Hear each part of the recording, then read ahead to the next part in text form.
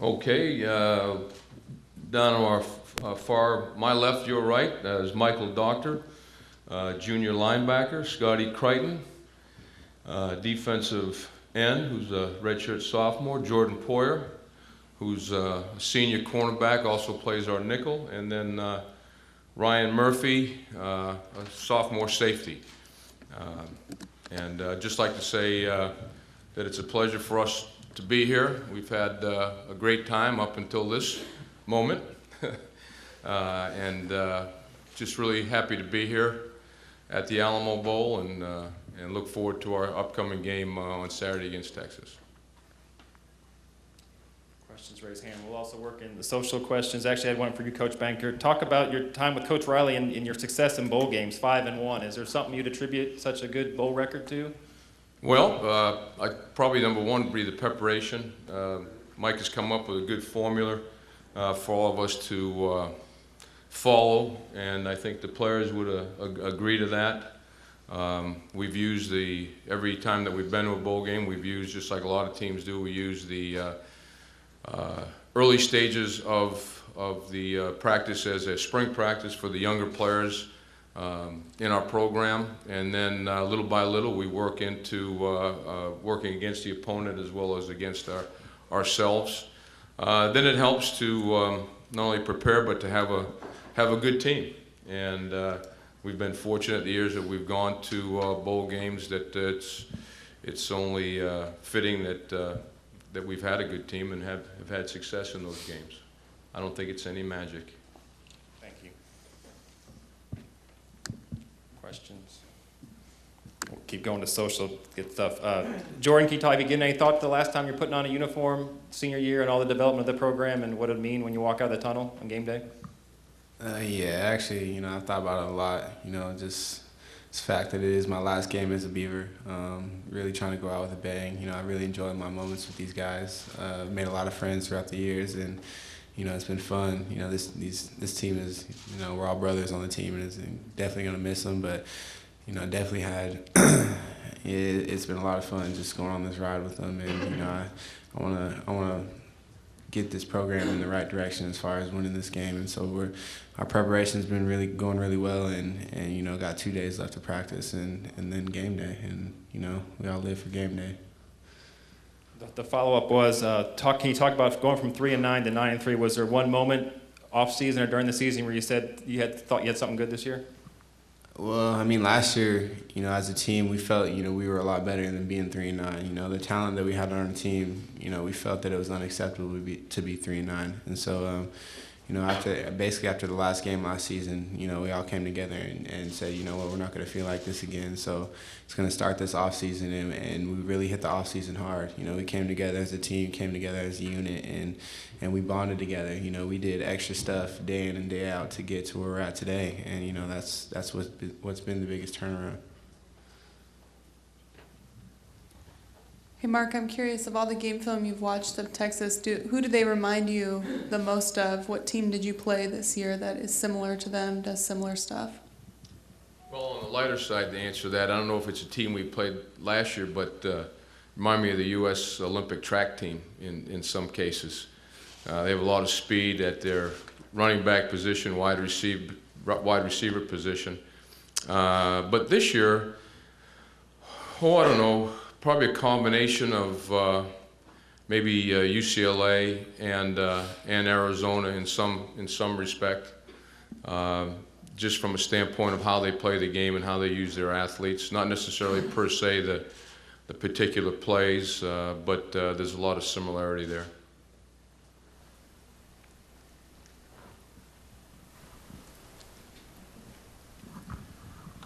Mark, do you expect anything different from the Texas offense now they have a new play caller, or what's your approach to that?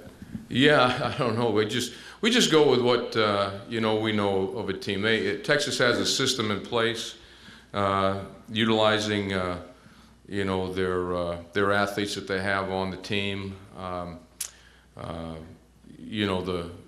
plays that they have. We go down in all the games that we've broken down on them, and sometimes you want to be able to make sure these guys keep their eyes open in film study and show the explosive plays on the film. And it's really easy to find the plays that they had a lot of success at. And I don't anticipate per se the plays. Maybe the platform in which they delivered in, they might change some things up. I think maybe in those special situations when it comes down to a third and medium, maybe a fourth down, maybe how they start a series, there may be a preference. But we just go with what we know, and I'm sure there'll be some in-flight adjustments that we'll have to make. But you know, it's tough to answer that question until the game gets started. Yeah, Michael, Texas doesn't have a whole lot of momentum coming to this game, having lost 2 in a row and disappointed in their expectations. You guys hadn't been to a bowl game as lately. Do you feel like y'all's team will be more jacked up than maybe Texas because of that, and maybe have more to prove? We always want to be the underdog. I'm pretty sure Texas, they're amped up to get back to their winning ways, and we just got to take it like any other game and come out and just play Beaver football. Mike, I'd like to ask, you're from Oklahoma, right? Right. You're familiar with the Texas-Oklahoma rivalry. Oh, yeah. How would you compare the Oregon State rivalry to that one? I think it's pretty much the same. All in-state rivalries, you hate the other team. The state teams hate the home team, and I mean, you just want to go out and get the win and have the bragging rights for the rest of the year. And Jordan, if you could talk about the rivalry between Oregon State and Oregon, does Texas kind of seem like an Oregon type a program to you? Obviously nationally prominent, where Oregon's been the last 10 years, and obviously a whole lot of money. I mean, yeah, Texas, you know, when you think of Texas, you think of, you know, football, you know, historic program. You know, me growing up in Oregon, you know, I grew up watching the Civil War, so, you know, I can kind of relate to, you know, the hatred between the teams, you know, the fans outside the program. But as far as, you know, seeing Texas as a rivalry game, you know, I don't know, Texas, you like I said, you see Texas, you think football, and you know, we know that they're a really good football team, and we're going to see they're probably going to be the best team that we've played all season, so we're definitely going to have to be on our top game. Why do you think they'll be the best team? You played some good teams in Stanford and Oregon. Well, I mean, as far as, you know, every team's going to be, you know, at their best at the end of the season, and so, you know, Texas, they want to be back on track. You know, like you said, they lost the last 2 games, and you know, they're hungry for a win. And so, you know, just like us, you know, we're hungry for a win too, and so we're going to give them our best, and they're going to give us their best, and you know, it's going to be 2 good football teams playing on Saturday. Scott, I guess I'll ask you, the story of the offseason of the Pac-12 was kind of all the overturns, several new programs getting coaches, and most of those programs were predicted to finish higher than you guys, but you guys ended up outperforming them. Can you talk about what your consistency and the coaching staff and your players has done to make you as successful as you were this year? I think it was just like the intensity in our players that we had that mindset that we just wanted to win. You know, obviously last season we didn't do so good, and we all knew we were better than that. So we just decided to work even harder to get where we're at right now. Jordan, the other big story in the offseason for you guys was the death of your teammate, Fred Thompson. At the Alamo Bowl, they made a locker for him, the equipment staff did. What was your reaction when you saw that? You know, we bring Fred everywhere we go. You know, he's in our hearts, he's in our prayers, you know, all the time. You know, I'm sure Murph can speak a lot more about him. You know, that's his best friend, his homie growing up, and you know, we bring him everywhere we go. He's always in our hearts every game that we play, and we play for him and we play through him. Ryan, if he were here, what would his advice be to you guys? He would be loving this, right? All the off-field stuff you guys are getting to do? Yeah, I think his advice would be just like, let's compete. Let's let the best man win. Let's go. I mean, you know, he'll be amped up for us and for himself as well. So, I mean, as Jordan said, we play with him, we play through him, and we're ready to go.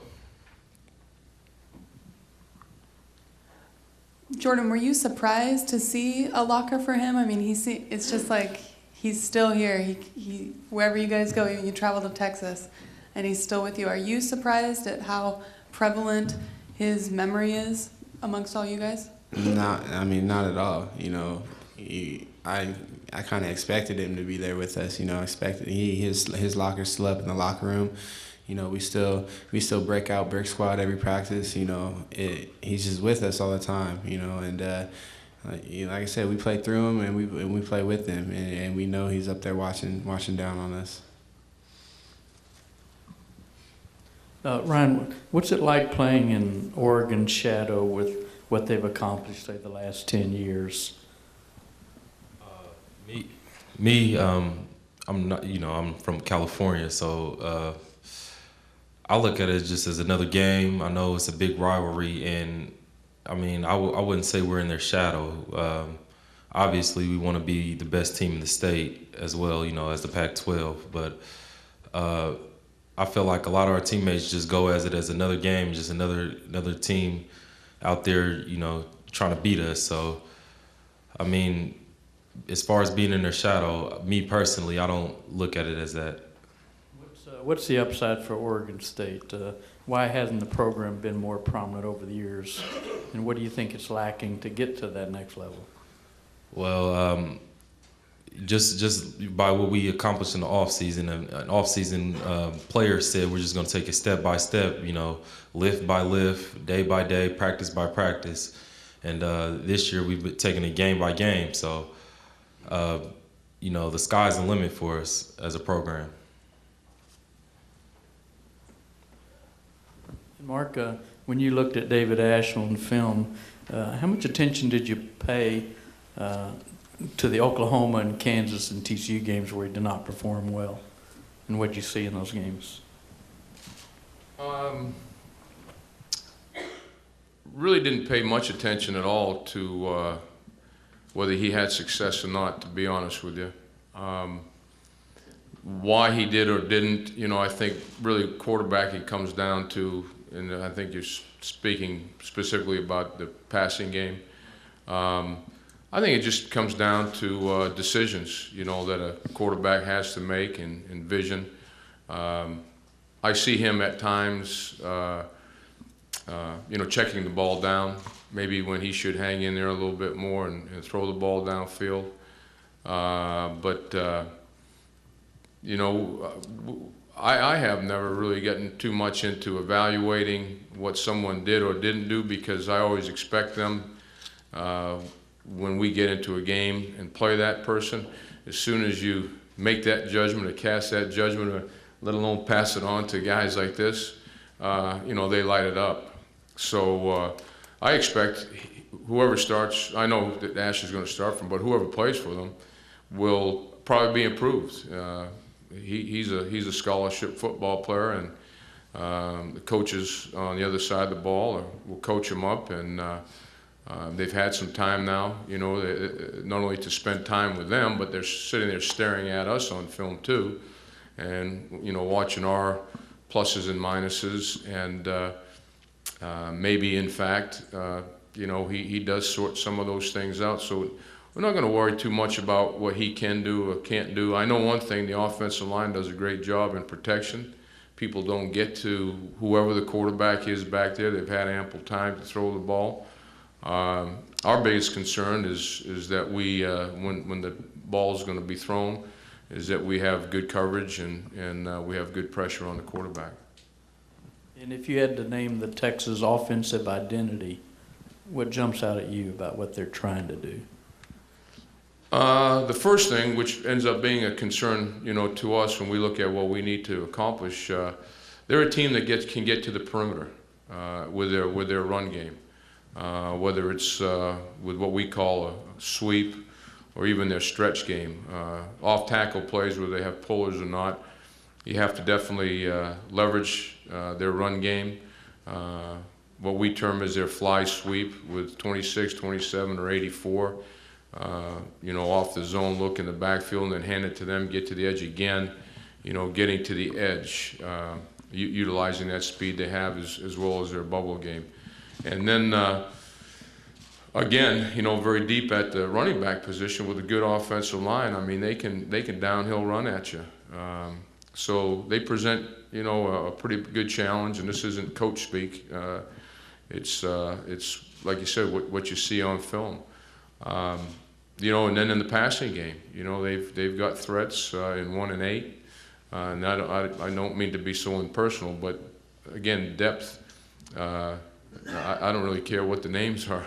I know what the numbers are and what they do by position, and you know, they can get downfield in those early downs, come off the play action and hit you down the middle of the field on the seam post with one, or get you know, throw the out game and things of that nature. But that's probably the things that come to my mind the most. You know, leveraging that run game with their speed outside, and then making sure you're still sound on the downhill run inside, and then be sound against their play action pass game on the early downs.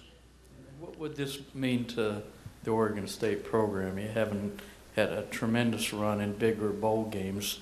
What would this mean to the program if you win this game against Texas? Well, one thing, to mean the obvious, would be a 10-win season. I believe in some of the local media, I'm talking Oregon media, I believe this is our only our third season that we've won 10 games or more. And it will be twice that Mike Riley has done it, which would mean more to me than anything, as opposed to who we beat or who we play against. Any final questions?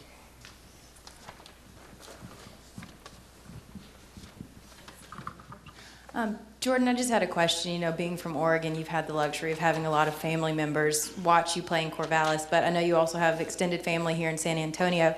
So I was just wondering what that experience is like, and if that's additional motivation to have a new family audience here. It definitely is. You know, these family members out here, they've been itching to watch me play for a long time now. You know, when we played TCU out here 2 years ago, I believe there was a lot of family that came to that game, and you know, now that I'm at where I'm at, you know, it's gonna be exciting to see, you know, my dad's side of the family all out there. He said there'd probably be like 20 people, 30 people at the game, you know, that had bought tickets. Gonna be able to see a lot of people that I haven't seen before. So it's definitely a lot of motivation for me. I'm excited about the opportunity to play in front of them, and you know, I'm sure they're excited too.